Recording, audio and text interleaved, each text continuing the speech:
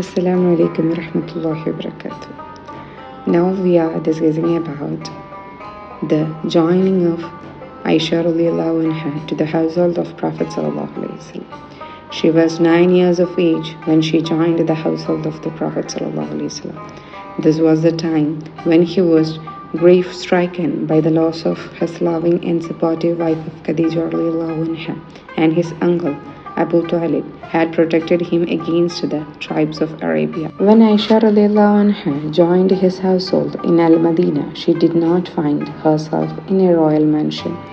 A number of small rooms were constructed in the locality of Bani Najjar around the Prophet's mosque. She occupied one of these. It was about 6 feet wide, had earthen walls, and roof was of leaves and twigs. To prevent the rainwater from seeping in, the roof was covered with a blanket. The roof was so low that a person standing upright could touch the roof. There was a single shutter door, which was never closed. A blanket served as a curtain. Close to the room, on a slightly higher level, was another small room. This little room was filled with the spiritual treasures. The Prophet ﷺ liked the lack of riches and material comforts. He often prayed that he should live and die in poverty and be reborn on the day of judgment in the company of the poor and the needy. Bilal radiallahu anhu was in charge of the arrangements and provided for the needs of the families of Prophet ﷺ. It was he who used it to distribute the annual supply of grain. When the whole Arabia was under the authority of Islam, huge quantities of grain and cash flowed into the central treasury. But on the day of Muhammad passed away, there was not even food for a single day in his household. Aysha radiallahu anha maintained this tradition of generosity and liberality right up to her last days. During the days of prosperity, abundant riches arrived daily, but she always distributed them among the needy by the time evening fell. The most outstanding trait of her character was innate magnanimity and benevolence. Her generosity was now well known, and no beggar left her door empty-handed. Abdullah ibn Zubayr radiallahu anhu mentioned that Aysha radiallahu anha and her sister Asma radiallahu anha were both very large-hearted and benevolent. They spent all that they would receive in the name of Allah Azza wa Jalla.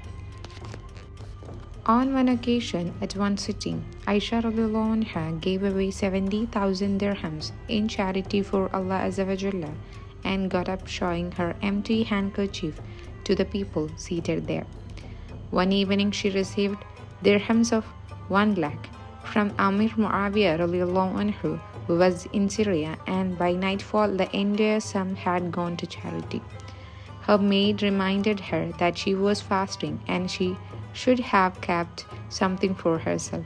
She asked her why she had not reminded her earlier. On another occasion, Abdullah ibn Zubayr radiallahu anhu sent her 1 lakh dirhams, and similarly they were also given away as early as possible. One day she was fasting and a beggar came to her apartment and asked for some food. She told her maid to give the lady the piece of bread they had. The maid answered that there was nothing else with which she could break her fast.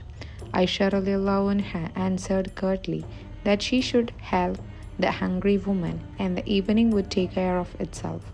By the evening someone sent her a dish of cooked meat. She said to the maid that Allah Azza wa Jalla had provided her with something even better than what she had given away. She owned a house which she sold to the Muawiyah radiallahu anhu and gave away all the money in the charity. Abdullah ibn Zubayr was the sister son of Aysha radiallahu anhu.